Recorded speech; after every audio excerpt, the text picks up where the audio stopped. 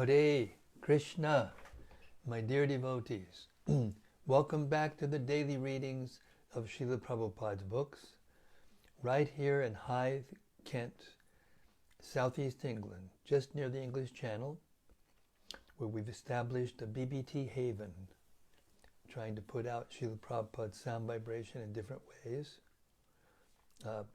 daily readings being one of them.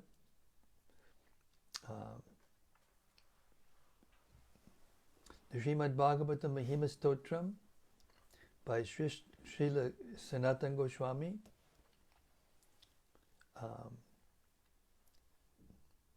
glorifies the Śrīmad-Bhāgavatam in a wonderful way. It goes like this. Sarva Shastra Piyusha Sarva Vedaika Satpala Sarva Siddhanta Ratnaja Sarvalokaika Drikprada. O nectar from the ocean of all scriptures, singular fruit of all the Vedas, rich mine of the precious gems of all conclusive truths, you are the only giver of sight to all the worlds. Sarva Bhagavata Prana Śrīmad-Bhāgavata Prabho Kali Dvārakā Shri Kṛṣṇa Parivartita. O life air of all the Supreme Lord's devotees, O Master, Śrīmad-Bhāgavatam, you are the sun risen in the darkness of Kali. You are the exact image of Shri Kṛṣṇa. Paramananda Pataya Prema Varshakshadayate Sarvada Sarvasevyaya Shri Krishnaya Namostume. I bow down to you, who are supremely blissful to read. Your every syllable pours down a flood of prema. You can always be served by everyone. You are Shri Kṛṣṇa himself. Madeka Bando Matsangin Madguro Man Mahadana Man Nishtadaga Mad Bhagya Mad Ananda Namostute. My only friend, my constant companion, my spiritual master, my great wealth, my savior, my good fortune, my source of ecstasy, I bow down to you. Asadu sadhu tadayin atini chochatakada hanamuncha gadachin mam premna rit katayokspura. O bestower of saintliness to the unsaintly, O exalter of the most fallen, please never leave me. Always appear in my heart and my voice with pure love. Om Namo Bhagavate Vasudevaya. Om Namo Bhagavate Vasudevaya. Om Namo Bhagavate Vasudevaya. So, we've reached the 11th chapter of the first canto of Śrīmad-Bhāgavatam, and Kṛṣṇa, after the battle of Kurukshetra and after installing Maharaj Yudhishthira on the throne, has returned to Dvārakā. And we've learned something about the social fabric of Dvārakā. All kinds of people, including prostitutes, live there and were pure devotees of Kṛṣṇa. So we're starting Lord Krishna's entrance into Dvārakā. We're starting with text 21.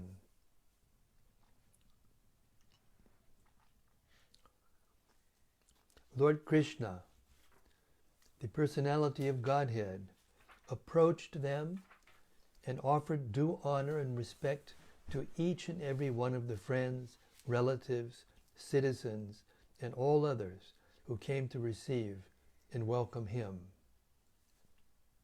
Purport. The Supreme Personality of Godhead is neither impersonal nor an inert object, unable to reciprocate the feelings of his devotees.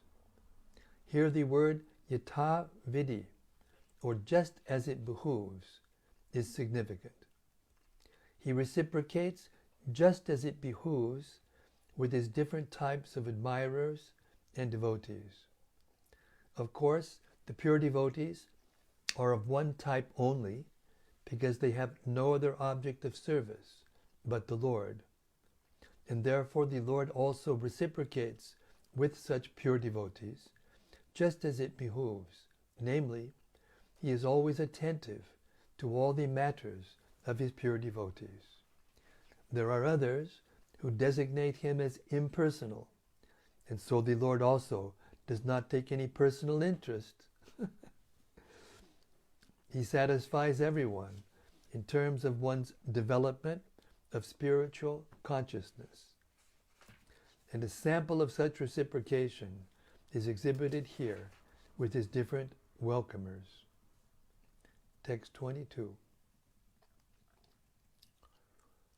The Almighty Lord greeted everyone present by bowing his head, exchanging greetings, embracing, shaking hands, looking with smiles, giving assurances, and awarding benedictions, even to the lowest in rank.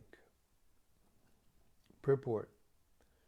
To receive the Lord Sri Kṛṣṇa, there were all grades of people, beginning from Vasudeva, Ugrasena, and Gargamuni, the Lord's father, grandfather, and teacher, respectively, down to the prostitutes and the chandalas, who were accustomed to eating dogs. And every one of them was properly greeted by the Lord in terms of rank and position. As pure living entities, all are the separated parts and parcels of the Lord, and thus no one is alien by his eternal relation. Such pure living entities are graded differently in terms of contamination of the modes of material nature, but the Lord is equally affectionate to all his parts and parcels, despite material gradation. He descends only to recall these materialistic living beings back to his kingdom, and intelligent persons take advantage of this facility offered by the personality of Godhead to all living beings. No one is rejected by the Lord from the kingdom of God, and it remains with the living being to accept this or not. Text 23. Then the Lord personally entered the city, accompanied by elderly relatives and invalid brahmanas with their wives, all offering benedictions and singing the glories of the Lord. Others also praised the glories of the Lord. Purport. The brahmanas in society were never attentive to banking money for future retired life. When they were old invalids, they used to approach with their wives the assembly of kings, and simply for praising the glorious deeds performed by the kings, they would be provided with all necessities of life. Such brahmanas were not, so to speak, flatterers of the kings, but the kings were actually glorified by their actions, and they were sincerely still more encouraged in pious acts by such brahmanas in a dignified way.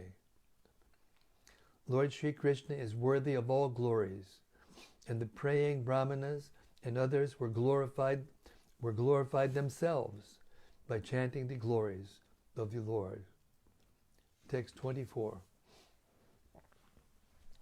When Lord Kṛṣṇa passed over the public roads, all the ladies from the respectable families of Dvārakā went up to the roofs of their palaces just to have a look at the Lord. They considered this to be the greatest festival. Purport. To have a look at the Lord is a great festive occasion, undoubtedly, as it was considered by the metropolitan. We'll try that again. To have a look at the Lord is a great festive occasion, undoubtedly, as it was considered by the metropolitan ladies of Dvārakā.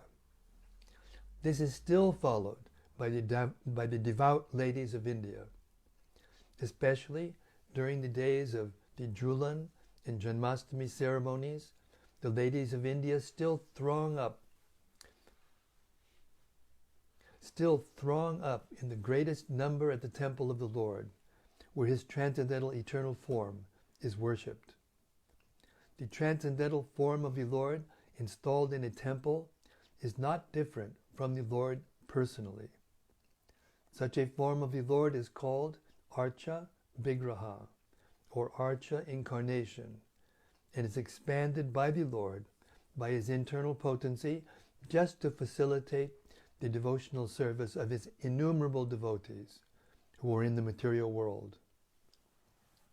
The material senses cannot perceive the spiritual nature of the Lord, and therefore the Lord accepts the Archa Vigraha, which is apparently made of material elements like earth, wood, and stone, but actually there is no material contamination. The Lord being Kaivalya, one alone, there is no matter in him. He is one without a second, and therefore the Almighty Lord can appear in any form without being contaminated by the material conception. Therefore, festivities in the temple of the Lord, as held generally, are like festivals performed during the manifestive days of the Lord of Dvārakā, about 5,000 years ago. The authorized acharyas, who know the science perfectly, install such temples of the Lord under regulative principles just to offer facilities to the common man. But persons who are less intelligent, without being conversant with the science, mistake this great attempt to be idol worship and poke their nose into that which they have no access. Therefore the ladies or men who observe festivals in the temples of the Lord just to have a look at the transcendental form are 1,000 times more glorious than those who are non-believers in the transcendental form of the Lord. It appears from the verse that the inhabitants of Dvārakā were all owners of big palaces. This indicates the prosperity of the city. The ladies got up on the roofs just to have a look at the procession and the Lord. The ladies did not mix with the crowd on the street, and thus their respectability was perfectly observed. There was no artificial equality with the man. Female respectability is preserved more elegantly by keeping the woman separate from the man. The sexes should not mix unrestrictedly. Text 25. The inhabitants of Dvārakā were regularly accustomed to looking upon the reservoir of all beauty, the infallible Lord, yet they were never satiated. Purport.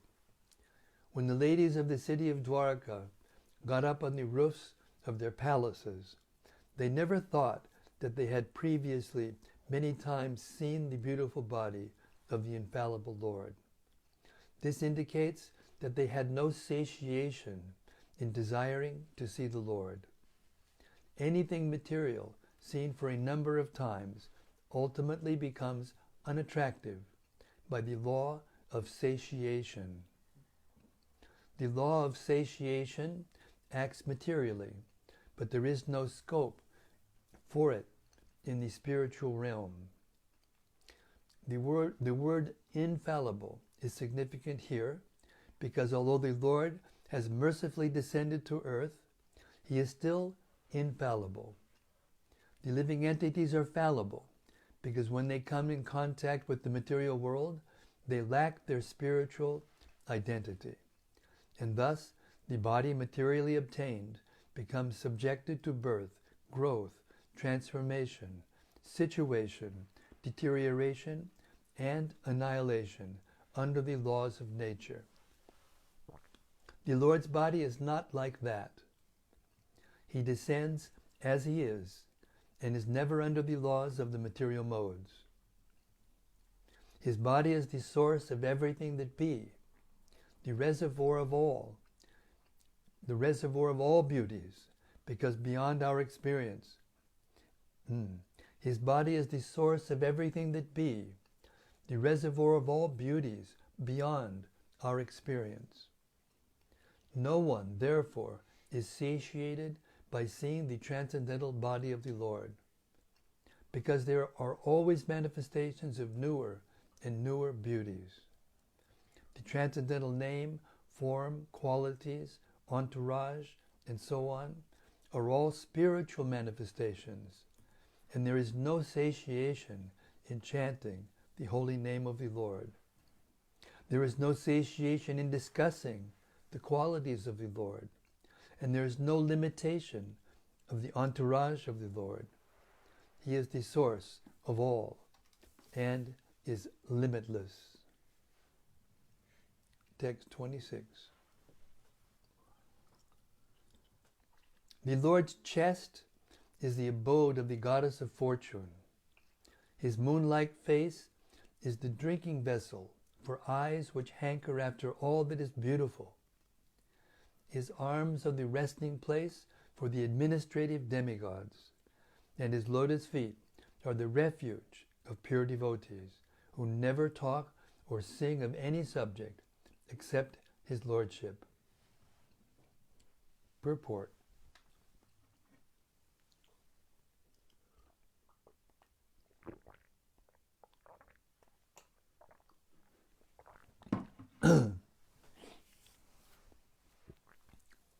There are different classes of human beings, all seeking different enjoyments from different objects.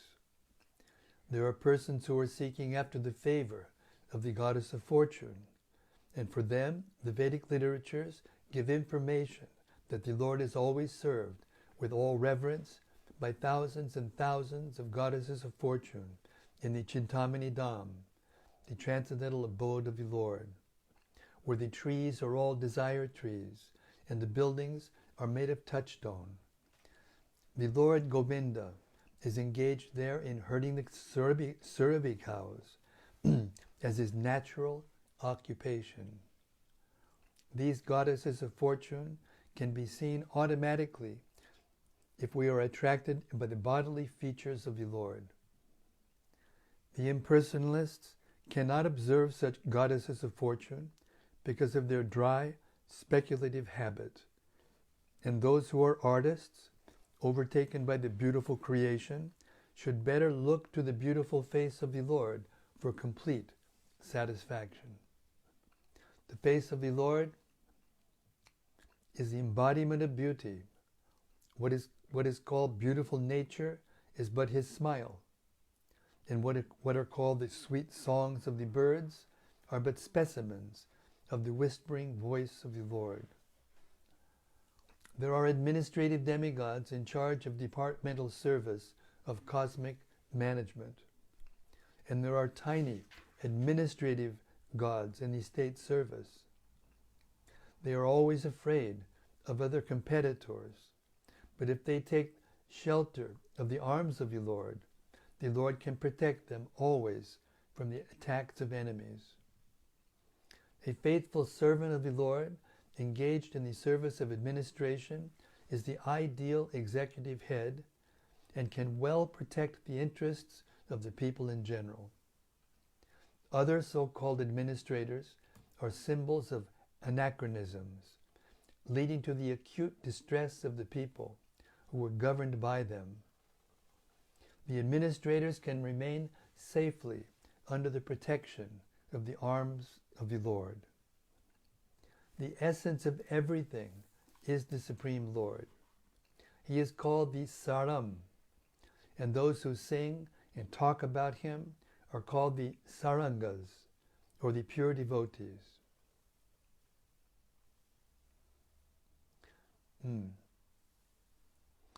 I'll read that again.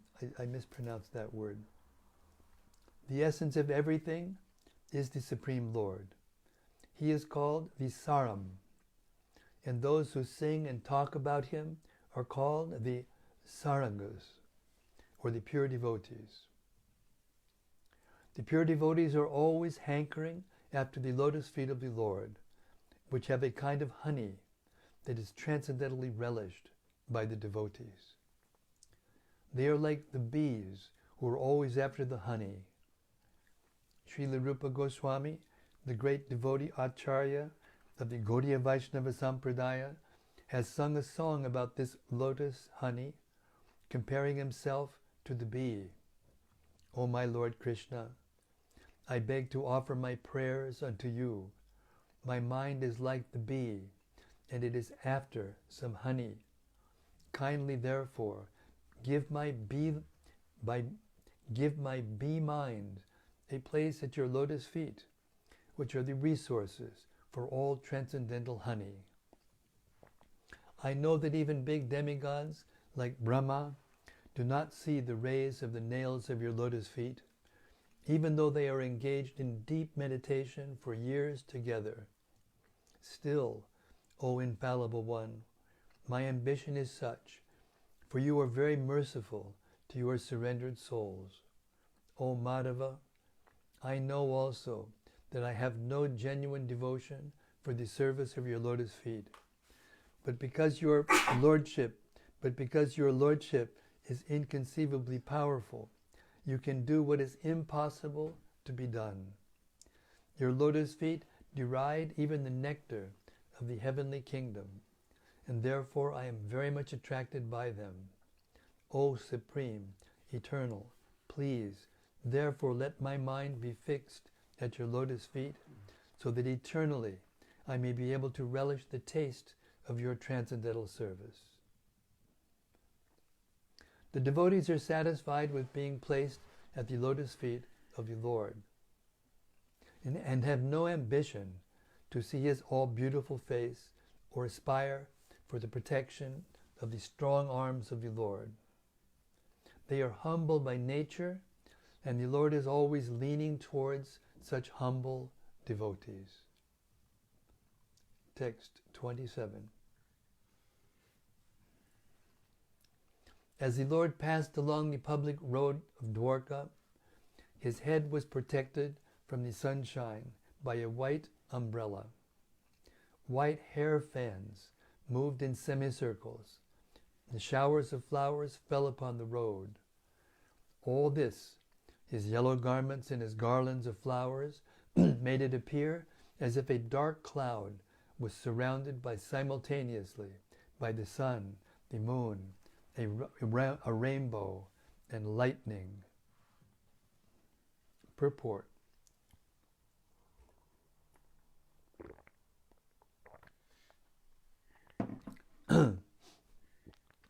The sun, the moon, the rainbow, and the lightning do not appear in the sky simultaneously. When there is sun, the moonlight becomes insignificant, and if there are clouds and a rainbow, there is no manifestation of lightning. The Lord's bodily hue is just like a new monsoon cloud. He is compared herein to the cloud. The white umbrella over his head is compared to the sun. The movement of the white hair fans is compared to the moon. The showers of flowers are compared to the stars. His yellow garments are compared to lightning, and the flower garlands on his chest are compared to a rainbow. So all these activities of the firmament, being impossible simultaneous factors, cannot be adjusted by comparison. The adjustment is possible only when we think of the inconceivable potency of the Lord. The Lord is all-powerful, and in his presence, anything impossible can be made possible by his inconceivable energy. But the situation created at the time of his passing on the roads of Dvārakā was beautiful and could not be compared to anything besides the description of natural phenomena. Text 28. After entering the house of his father, he was embraced by the mothers present, And the Lord offered his obeisances unto them by placing his head at their feet. The mothers were headed by Devaki, his real mother. Purport. It appears that Vasudeva, the father of Lord Kṛṣṇa, had completely separate residential quarters where he lived with his 18 wives, out of whom Srimati Devaki is the real mother of Lord Kṛṣṇa. But in spite of this, all other stepmothers were equally affectionate to him, as will be evident from the following verse. Lord Kṛṣṇa also did not distinguish his real mother from his stepmothers, and he equally offered his obeisances unto all the wives of Vasudeva present on the occasion. According to scriptures also, there are 7 mothers. 1, the real mother. 2, the wife of the spiritual master. 3, the wife of a Brahmana. 4, the wife of the king. The cow. 5, the cow. 6, the nurse. And 7, the earth. All of them are mothers. Even by this injunction of the Shastras, the stepmother, who is the wife of the father, is also as good as the mother, because the father is also one of the spiritual masters. Lord Kṛṣṇa, the Lord of the universe, plays the part of an ideal son, just to teach others how to treat their stepmothers. Text 29. The mothers, after embracing their son, sat him on their laps. Due to pure affection, milk sprang from their breasts. They were overwhelmed with delight, and the tears from their eyes wetted the Lord. Purport. Even when Lord Kṛṣṇa was in Vrindavan, even the cows would become moistened by affectionate towards him. And he would draw milk from the nipples of every affectionate living being. So what to speak of the stepmothers, who were already as good as his own mother. Text 30. Thereafter, the Lord entered his palaces, which were perfect to the fullest extent. His wives lived in them, and they numbered over 16,000. Purport. The Lord Kṛṣṇa had 16,108 wives, and for each and every one of them there was a fully equipped palace, complete with necessary compounds and gardens. A full description of these palaces are given in the 10th canto. All the palaces were made of the best marble stone. They were illuminated by jewels and decorated by curtains and carpets of velvet and silk, nicely bedecked and embroidered with gold lace. The personality of Godhead means one who is full with all power, all energy, all opulences, all beauties, all knowledge, and all renunciation. Therefore, in the palaces of the Lord, there was nothing wanting for fulfilling all desires of the Lord. The Lord is unlimited, and therefore his desires are also unlimited. And the supply is also unlimited. Everything being unlimited, it is concisely described here as sarva kamam, or full with all desirable equipment. Text 31.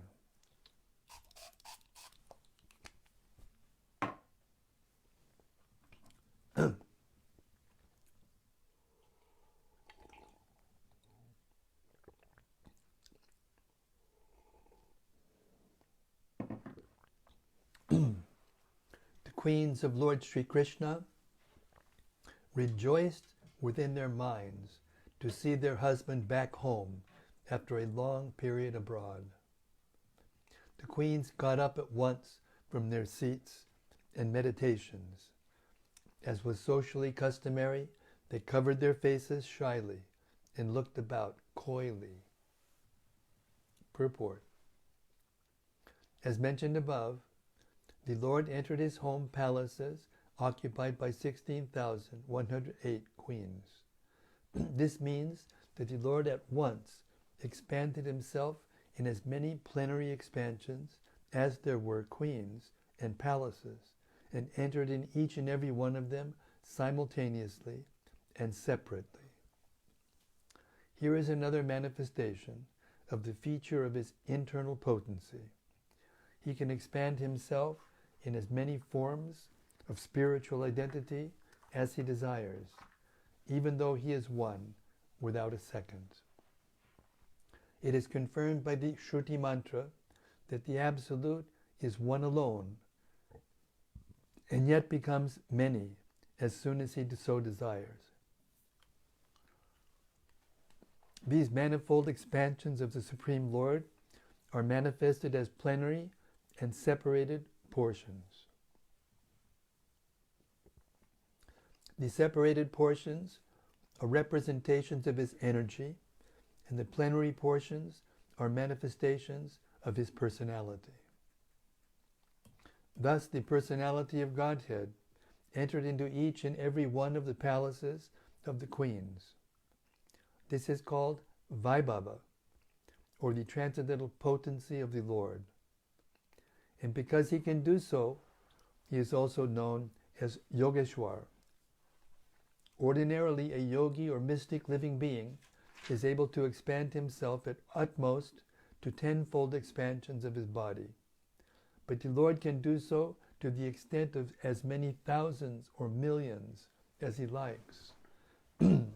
Unbelievers become astonished to learn that Lord Kṛṣṇa married more than 16,000 queens because they think of Lord Kṛṣṇa as one of them and measure the potency of the Lord by their own limited potency. One should know, therefore, that the Lord is never on the level of the living beings, who are but expansions of his marginal potency, and one should never equate the potent and the potency, although there is very little difference of quality between the potent and the potency.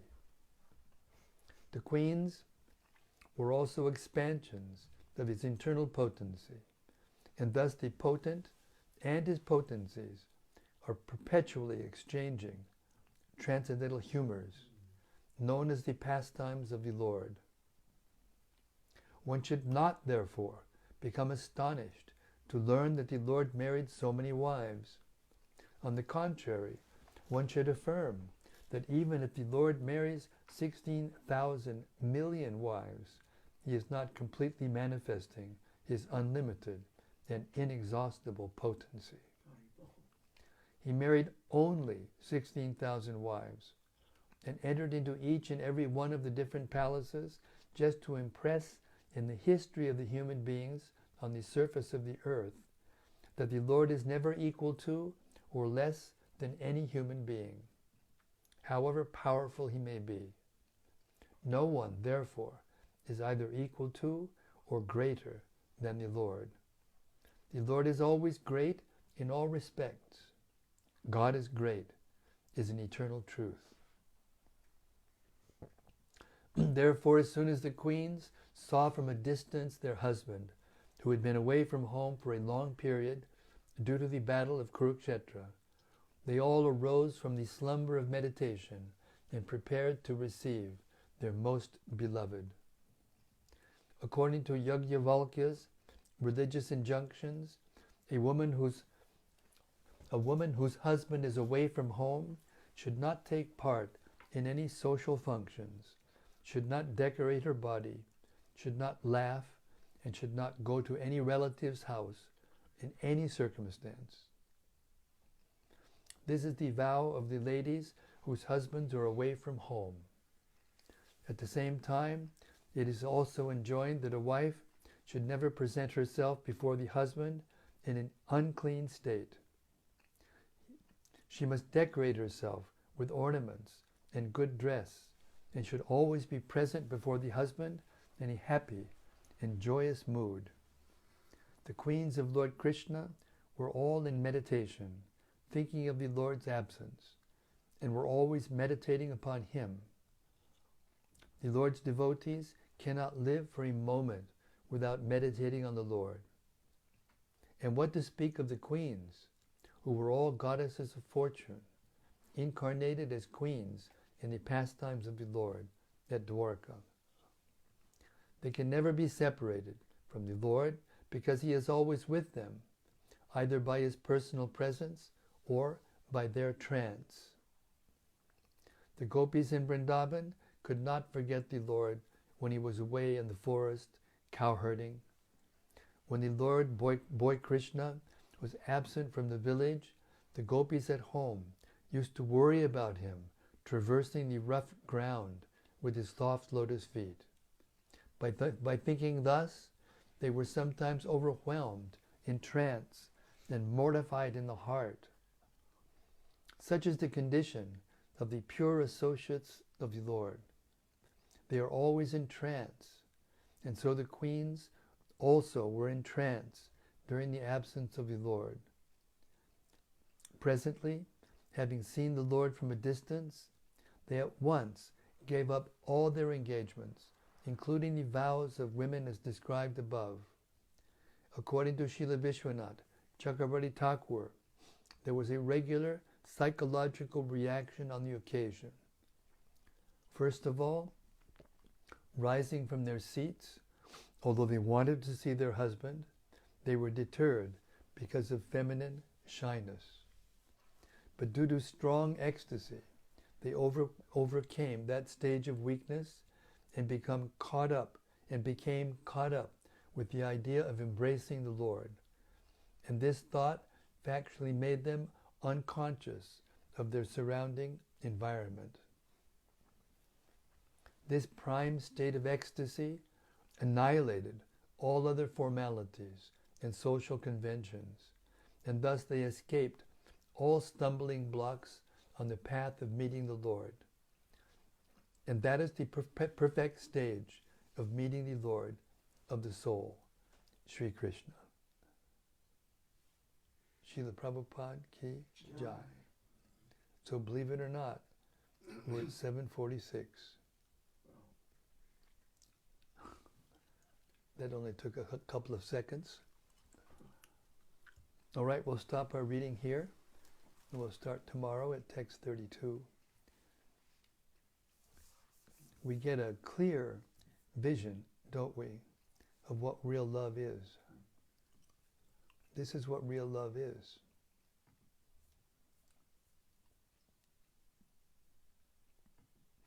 Hare Krishna. We invite all the assembled sages to gather their spiritual intelligence and reflect upon what we just heard. Hare Krishna.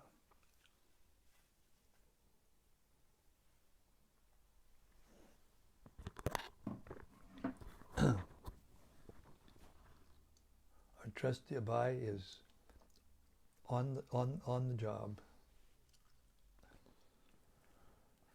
First is from Rati Manjari. Haribo Rati, first up the blood. Fantastic. Jai Guru Maharaj, happy to tag along the mercy train.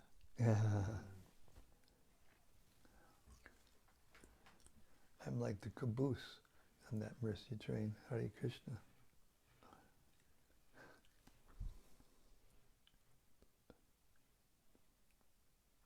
And from Gopakanya Devi Dasi. Haribo Gopakanya Devi Dasi. Jai Maharaj, Hare Krishna, all glories to Srila Prabhupada and all fortunate souls who have given their ears to hear the daily reading service of Srila Keshava Bharati Das Goswami Maharaj. Hare Krishna. I was hearing Gopi Purāṇa Prabhu today talk about dainya, or humility, utter humility. And he was making the point from the Śrīmad-Bhāgavatam that I sometimes read because it's the most beautiful description of dainya that I've ever read, that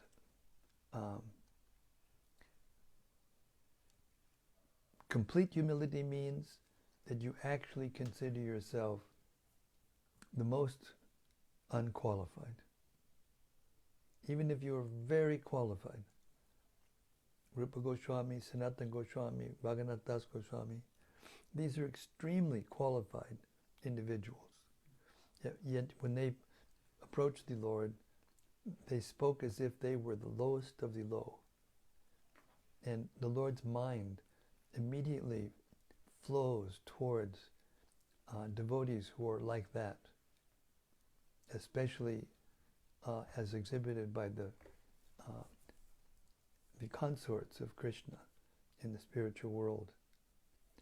They are the most fortunate, the most qualified, the most beautiful, the most everything. And yet, they demonstrate this shyness and humility which is attractive to the Lord. So it's very, very important that we become absorbed in feelings of helplessness and incompetency, even as we do the most competent things that we can do to serve the Lord. Hare Krishna.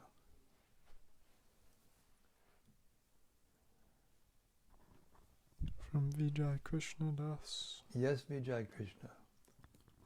Related to 1:11:21, once Mike Robinson, an interviewer for the London Broadcasting Company, asked Prabhupada, "What is the meaning of life?" Srila Prabhupada answered, "The meaning of life is to enjoy." This quote is from The Science of Self-Realization. Based on this quote, my question is there any difference in terms of enjoyment between having Kṛṣṇa reciprocating with me in the impersonal way and having Kṛṣṇa reciprocating with me in the personal way? Please. Well, we just heard that Kṛṣṇa doesn't reciprocate with a person who is impersonal. So there's no comparison. You're trying to compare apples with oranges. If a person is impersonal, like if you come to visit a friend, well, can't really be a friend, but an acquaintance, and as soon as you come in the door, he turns his back and stands in a corner, as far away from as he can from you in the room. How will you reciprocate? So persons who have an impersonal conception of God, they're like that. They're consciously avoiding or turning away from the Lord. And the Lord being the source of everything, has a personal nature that reciprocates with such impersonal dealings by being aloof. Therefore, you can't get love of God in the impersonal conception, and therefore you can't compare them. They're so much unalike that you can't compare them. Hare Krishna.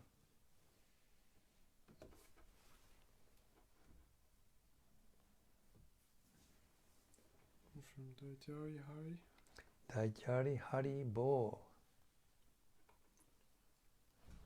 Hare Krishna Maharaj, please accept my humble obeisances. All glories to Srila Prabhupada. Jai, all glories to Srila Prabhupada. It's so nice to be listening live again to these readings. I've been back in Ireland visiting relatives these last few days and spending time in the company of people who have no interest in Krishna consciousness. What a revelation, huh? And hearing the things that come out of their mouths when compared to hearing these readings really gets me appreciating the understanding of the shelter, satisfaction, and purification that hearing in the association of devotees provides. Absolutely. Very grateful to be here. Yes, absence makes the heart grow fonder. No disrespect to my relatives, they mean well, but it's horrific to see how people live and perceive the world when compared to the vision of the world in Prabhupada's purports. Yes, very well put. Very well put. Hare Krishna. Thank you for that reflection.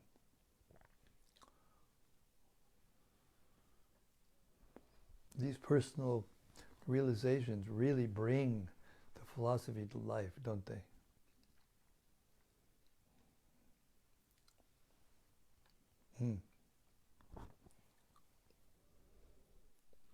And Sudevi Dasi says, Hare Krishna Maharaj. Hare Krishna Sudevi Dasi Hari Bol. And from Bhakta Rupa, Yes, Bhakta Rupa. he says, Hare Krishna Maharaj, thank you so much for reading. I remember when I was a Bhakta of a few months reading text 27, and it really excited my imagination. The image of Kṛṣṇa entering the city and appearing like a dark cloud surrounded by sun, moonlight, lightning, and rainbows is so attractive. I can imagine the colors in the scene. I really want to make a painting of this scene one day. Hare Krishna. Hare Krishna. So be it. Very nice.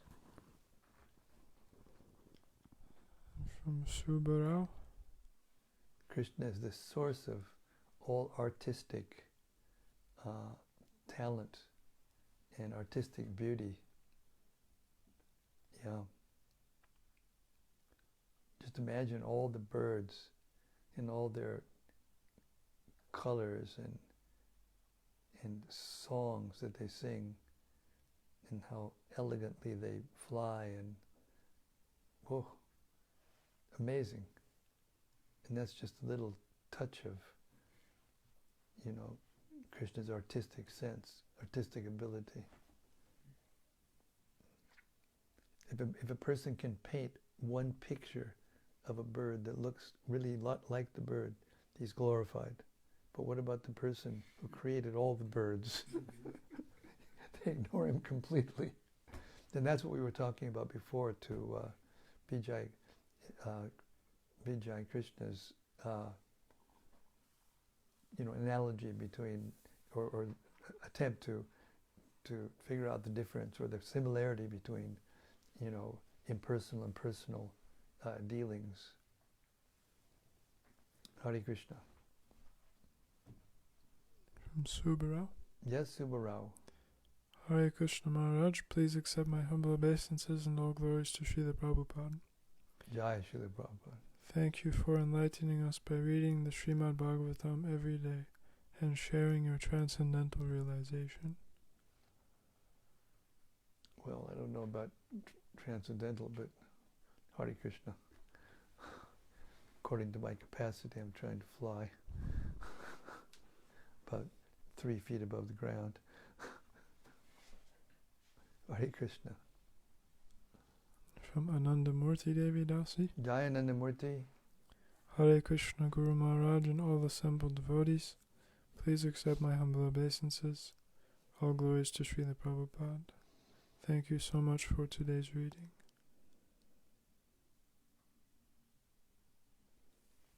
Well, thank you for being there to hear.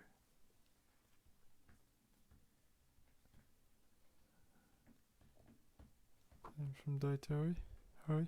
Yes, Haridas. I really like the point we read tonight about the pure devotees taking refuge at the lotus feet of the Lord. Only speak words glorifying Him. How do we progress to this point?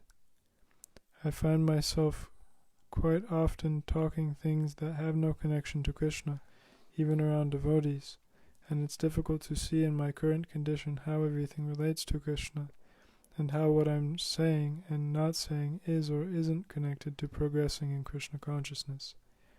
I say a lot of ridiculous things that I regret later. So practice makes perfect, and the first step, you said, what can I do to get there? The first step is what we're doing right now. Just continuing to hear in the association of devotees who have that taste, the glorifications of Kṛṣṇa coming from Srila Prabhupada, who was always thinking about Kṛṣṇa and always glorifying Kṛṣṇa. Even when he was managing, he would remember, pastimes of the Lord and his devotees that reminded him of a particular situation that needed to be solved administratively. He was amazing. So in any time, any circumstance, any walk of life, in any position, you have to practice. And the first step is to do this every day, what we're doing. And if you keep doing it every day, then over the years, you'll see your heart will become more purified, and those things, the anarthas, the unwanted things, will gradually be cleansed away, and you won't kind of as naturally think of things that are irrelevant to Kṛṣṇa. It's a process. It's not that you can take some injection or some treatment or some... This is the medicine, actually. There is a treatment, and this is the treatment. To hear and chant the glories of the Lord, especially coming from a pure devotee like Prabhupada, in the association of other devotees who like to hear. That is the process. There's nothing more than you can do than that. So keep doing it. That's my advice. From Bhaktin Maxine. Hare Krishna, Bhaktin Maxine. Hare Krishna, dearest Maharaj. In the description of Sri Krishna, his face is moon-like. Does this mean the color of the moon or something else? Thank you. It's so beautiful that you can't compare it to anything else. Therefore, the only thing you can do is compare it to something that we think is most beautiful. The other day, they had, I can't remember exactly what the name of the moon is. I think it's some ridiculous thing like the wolf moon or something like that. It's a ridiculous name for it, but it's the time of that the moon is the biggest and the fullest, And in India, the last day of Kartik is supposed to be the most beautiful moon, and people go to Agra to see that moon reflected off the Taj Mahal. So beautiful. So you can't compare the face of Kṛṣṇa to anything, but because it's the only means that we have, because as it was pointed out by Prabhupada, we can't see the face of the Lord with our present senses. So therefore the only thing that we can do is describe them in terms of poetic similes and similarities. So the moon is used because when the moon is completely full in the brightest time of the year, and there's no clouds in the sky, and you can see it just as bright as you can, it's very beautiful. There are poems and love letters that are written about it.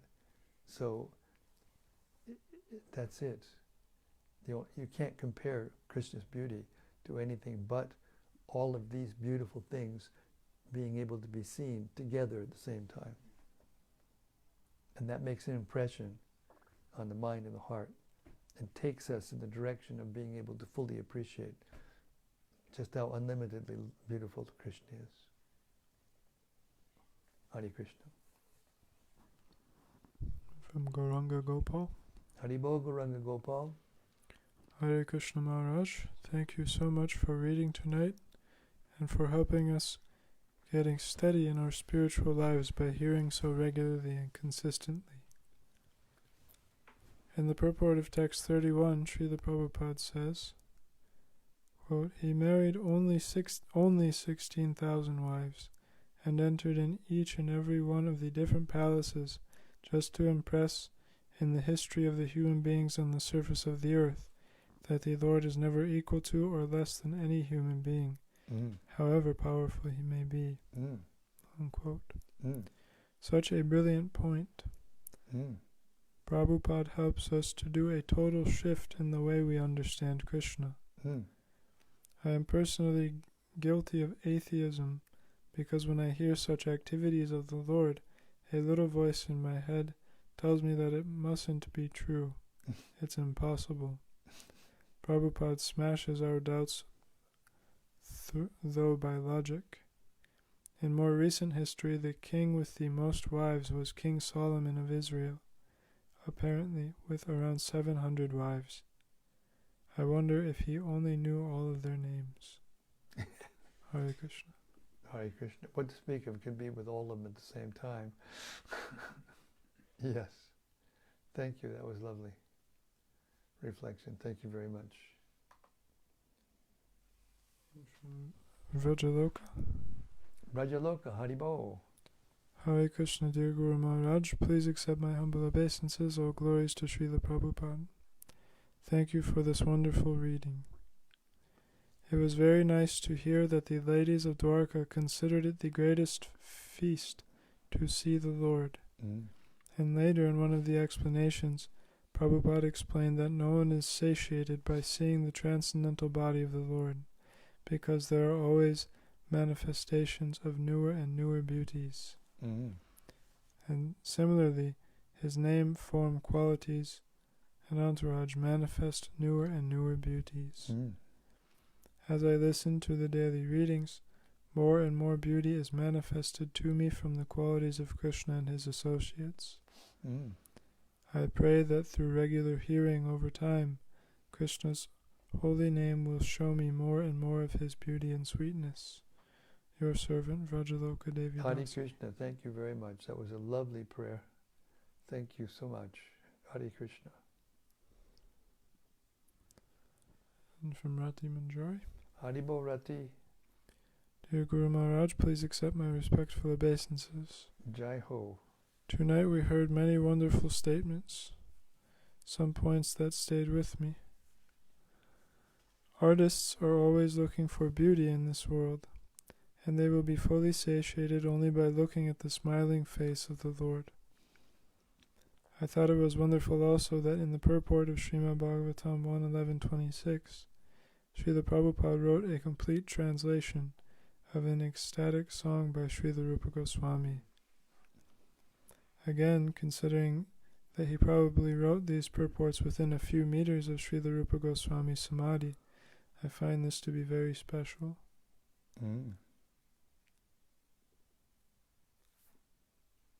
Yes, Srila Prabhupada is, well, it's hard to describe, but how intimate he is with Kṛṣṇa. You know, when a person gives their whole life like he did to give Kṛṣṇa in such a wonderful way to as many people as he did, and got the response that he did,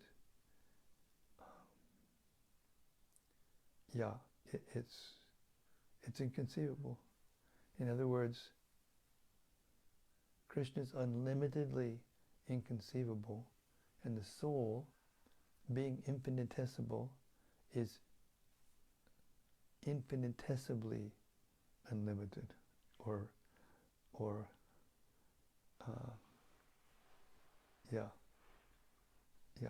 like that. So we can only imagine Kṛṣṇa's beauty.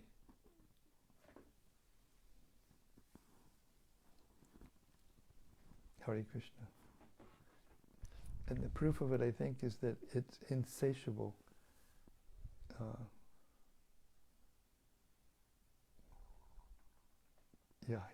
It's Hare Krishna. It's very nice reflection. Thank you. And from Bhakta Oliver. Bhakta Oliver, Hare Krishna, from Wales. Hare Krishna Maharaj, please accept my humble obeisances. All glories to Srila Prabhupada. Thank you for the reading again tonight.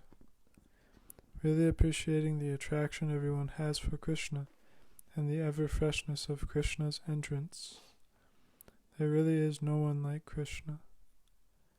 I liked Prabhupada's explanation of the inconceivability of the comparison to the natural phenomenon of the sun, moon, rainbows, stars, and moon all appearing at once, and how it's only made possible in Krishna's inconceivable potency. Absolutely. Thank you. And from Rati Manjari, Yes, Rati. Lord Krishna is the most kind, and he played the part of an ideal son just to teach others how to treat their stepmothers. What a contrast to how this world generally talks in sour jokes about stepmothers. Oh, yes. Yes, just the opposite. Full respect for the living beings. This is real knowledge. And as Krishna says in the Gita, when you have this knowledge, when you actually have it, when it's actually been revealed to you by Krishna through your devotional service, then you will never again fall into illusion. And even if you have a slip, and in material world there's always something to distract you, but it won't last for very long. Because you will see with this knowledge, if you look through the knowledge, then you will see that every living being is but a part of the Supreme, or in other words, Krishna says, he is mine. So that's the point. Everything belongs to Krishna, everything is expanding from Krishna. You think about it, you know, your source is your mother and father, their source is their mother and father, their source is their mother and father, and when you come to the source that has no other source, that is Krishna. And he has all of the things that are expanded from him, all within himself. That is what it means to be inconceivably unlimited. So just the appreciation of that is a step in the right direction. Hare Krishna, thank you so much. She also has one last comment here. Yes. And truly amazing, this one. When Lord Krishna was at Vrindavan, even the cows would become moistened by affection towards him, and he would draw milk from the nipples of every affectionate living being. What an incomparable Lord we have. Oh yes, oh yes. He's everyone's father and everyone's mother and everyone's son at the same time. It is inconceivable. It's just these people who are impersonalists, especially the Buddhists, Zen koan, you know, they have these ways of trying to separate your mind and stop it from working. You know, what is the sound of one hand clapping? Oh, what a completely dry, inconceivably stupid thing to say to try to stop the mind, which is impossible. But if you absorb your mind in the glories of Krishna, the inconceivable, attractive features of Krishna, you get it. Hare Krishna. Thank you again for a lovely evening of reflections and your company. Śrīmad-Bhāgavatam ki jai. Samaveda Bhakta Vrinda ki jai. Gaur Premanandi Hari Hari Bo. See you tomorrow night. Same time, same place, same topic. The inconceivable, ever-expanding glories of the beauty and sweetness of Lord Sri Krishna. Hari Bo. See you tomorrow night. Hare Krishna.